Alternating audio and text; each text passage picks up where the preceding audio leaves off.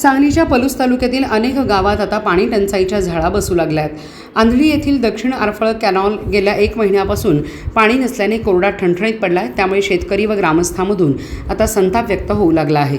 कॅनॉलच्या पाण्याअभावी आंधळी, मोराळे, राजापूर, बांबवडे, पलूस आणि सांडगेवाडी या 5 गावाच्या पिण्याच्या पाण्याबरोबर शेतीच्या पाण्याचा प्रश्न गंभीर बनला आहे.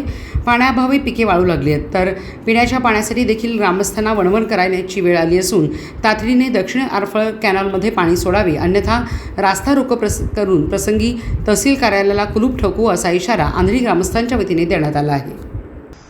आज आपण बघतोय या कॅनॉलमध्ये पाण्यानं तळ गाठलाय.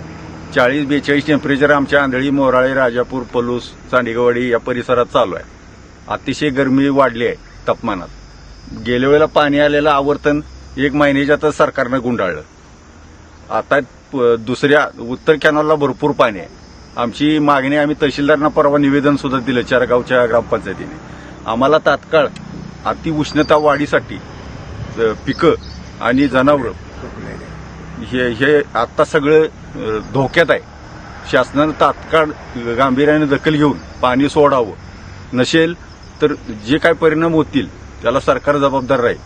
तीव्र आणि कडक आंदोलन करण्याच्या तयारीत 4 गावातले शेतकरी आत्ता तयार आहे. उद्या जर म्हटलं तर रस्ता रोको होऊ शकतोय, कचेरीला कुलपं घालू शकतात, आमरण उपोषण करू शकतात.